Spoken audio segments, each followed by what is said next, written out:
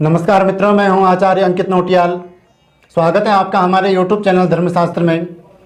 जैसे कि आप जानते हैं कि हम इस चैनल के माध्यम से धर्म से संबंधित, पूजा पाठ से संबंधित, ज्योतिष शास्त्र से संबंधित और धार्मिक ग्रंथों से संबंधित जानकारियां लाते रहते हैं। आज हम जानेंगे कि केवल संतान ही संतान कब होती है, पुत्र नहीं होते हैं। कौन सा ग्रह ऐसा है जो केवल हमें संतान ही संतान प्राप्त करवाता है, किस प्रकार से ये योग बनता है, किन किन ग्रहों के माध्यम से ये योग बनता है, और यदि हमारी जन्म कुंडली में ये योग है तो हमें इसका क्या उपाय करना चाहिए, इस पर आज हम बात करेंगे। कई माताओं के, कई बहनों के फ़ोन आए, मैसेज के माध्यम से उन्होंने पूछा कि हमारे घर में पुत्र कब होगा। कोई कहता है हमारी 2 बेटियां ही बेटियां हैं, कोई कहता हमारी 3 बेटियां हैं, किन्हीं की 4 बेटियां हैं। हमारे घर में पुत्र होगा या नहीं होगा। वैसे तो जिसके घर में बेटी हो जाए वो बड़ा ही सौभाग्यवान है, क्योंकि कन्या रत्न की प्राप्ति हर किसी को नहीं होती है। तो पुत्र उनके घर में क्यों नहीं होता है? उनकी जन्म कुंडली में ऐसा कौन सा योग है जो कि पुत्र प्राप्ति में अड़चने पैदा कर रहा है? इस पर हम बात करेंगे। आज का यही हमारा मुख्य विषय है। तो एक ग्रह से ही ये योग बनता है, वो है बुध। बुध को नपुंसक ग्रह भी माना गया है। ये आप ध्यान से सुनिए किस प्रकार से ये योग बनेगा। बड़े ही साधारण से, बड़े ही सरल भाव से मैं आपको बताऊंगा, ताकि आप अपने आप भी इस योग को अपनी जन्म कुंडली में देख सकते हैं। तो किस प्रकार से ये योग बनेगा बताते हैं। हमने यहाँ पर मेष लग्न की जन्म कुंडली बनाई है। आपका कोई भी लग्न हो सकता है। ये योग जो है 3 शर्तों पर लागू होगा। वो तीनों शर्तें ही हमारी जन्म कुंडली में पूरी होनी चाहिए।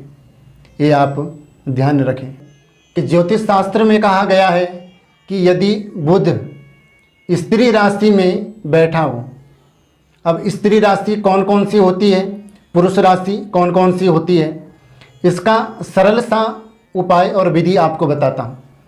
जो विषम राशियाँ होती है, जैसे 1, 3, 5, 7, इस प्रकार से वो पुरुष राशियाँ होती हैं। जो सम राशि होती हैं 2, 4, 6, 8, 10, सम राशियाँ जो होती है वो स्त्री राशियाँ होती हैं।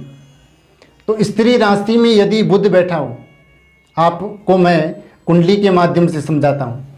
यहाँ पर 2, 4 चौथी, तो ये स्त्री राशि में यहाँ पर बुध बैठा हुआ है। दूसरी बात कि बुध यदि अकेले हों, तो बुध यहाँ पर अकेले बैठे हैं। बुध अकेले बैठे हों या चंद्रमा शुक्र के साथ बैठे हों, तो बुध चंद्रमा शुक्र के साथ बैठे हैं। ये आपको समझाने के लिए लिखे हैं अलग अलग, ताकि आपकी समझ में आ जाए। तो पहली शर्त है कि बुध स्त्री राशि में बैठे हों। दूसरी शर्त है कि बुध अकेले बैठे हों या शुक्र चंद्रमा के साथ बैठे हों। ये हुई 2 शर्तें पूरी। तीसरी शर्त है कि बुध पर किसी भी पुरुष ग्रह की दृष्टि नहीं पड़नी चाहिए। तो पुरुष ग्रह कौन कौन होते हैं? सूर्य, मंगल और बृहस्पति। आप देख सकते हैं कि सूर्य लग्न में है तो सूर्य की 7वीं दृष्टि होती है और 7वीं दृष्टि सप्तम भाव पर पड़ रही है। मंगल की 3 दृष्टि होती है, 4थी दृष्टि, 8वीं दृष्टि और 7वीं दृष्टि। तो आप देख सकते हैं 1, 2, 3, 4, तो मंगल की 4थी दृष्टि भी नहीं पड़ रही है। 5, 6, 7, 7वीं भी नहीं पड़ रही है और 8वीं भी नहीं पड़ रही है बुध पर। आप देख सकते हैं बृहस्पति के पास 5वीं दृष्टि, 7वीं और 9वीं दृष्टि है। तो 1, 2, 3, 4, 5, 5वीं भी नहीं पड़ रही है। 6, 7, 7वीं भी नहीं पड़ रही है। और 8 9 9वीं दृष्टि भी नहीं पड़ रही है।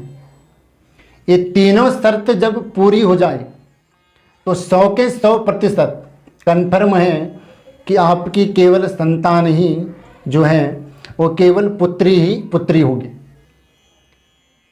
इस योग पर हमने कई कुंडलियों का विश्लेषण किया, उन कुंडलियों पर ये योग बिल्कुल सटीक बैठा, उनकी केवल पुत्री ही पुत्री है, ये आप बिल्कुल ध्यान में रखें। एक बार मैं दोबारा आपको बता दूं, पहली शर्त है बुध स्त्री राशि में बैठा हो, दूसरी शर्त है बुध अकेला बैठा हो या चंद्रमा शुक्र के साथ बैठा हो, क्योंकि चंद्रमा शुक्र जो है वो स्त्री कारक ग्रह है। तीसरी शर्त है कि बुध पर सूर्य मंगल बृहस्पति की दृष्टि नहीं होनी चाहिए। यदि इस प्रकार का योग आपकी जन्म कुंडली में है तो मान लो कि आपकी केवल कन्या संतान ही ज़्यादा होगी। ये 100% बिल्कुल कन्फर्म है, मोहर लगा दो आप इस योग पर। इसका फलादेश क्या है? जिसकी कुंडली में ये योग होता है, मान लो स्त्री की कुंडली में ये योग बन रहा है, उस स्त्री को पढ़ाई करने का बड़ा शौक होगा, पढ़ने की वो बड़ी शौकीन होती है, अपने शरीर को कैसे फिट रखना है ये उसको अच्छे ढंग से पता होता है, गायन का उसे बड़ा ज़्यादा शौक होता है, भजन गाना, फिल्मी गाने गाना, संकीर्तन गाना ये उनको बहुत ज़्यादा पसंद होता है। धन उनके पास ना ज़्यादा होता है ना कम होता है, इतना होता है जिससे उनका परिवार वैवाहिक जीवन खुश रह सके, उनके बच्चों का अच्छा भविष्य बन सके।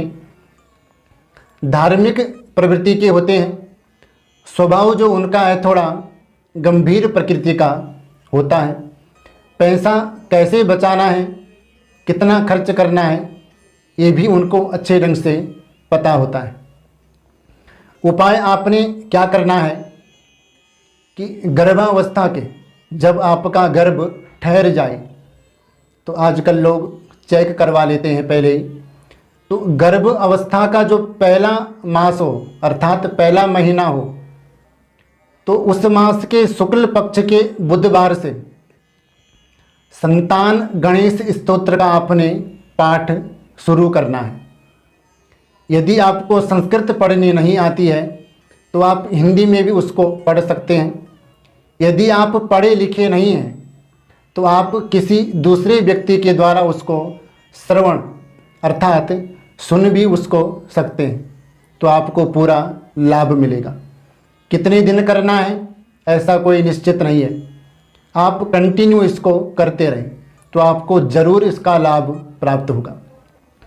इस प्रकार का योग यदि आपकी जन्म कुंडली में बना हुआ है तो आप ये वीडियो ज़रूर देखें, ये उपाय ज़रूर करें, आपको ज़रूर लाभ मिलेगा। तो आज के लिए इतना ही। मुझे विश्वास है कि हमारे द्वारा दी गई जानकारी आपको ज़रूर पसंद आई होगी। हमारे द्वारा दी गई जानकारी आपको पसंद आए तो हमारे चैनल को सब्सक्राइब करें, वीडियो को लाइक करें, ज़्यादा से ज़्यादा शेयर करें ताकि सभी तक जानकारी पहुंच सकें। कमेंट करके ज़रूर बताएं ये जानकारी आपको कैसी लगी। मिलते हैं एक नए योग के साथ, तब तक के लिए जय जय श्री राधे श्याम।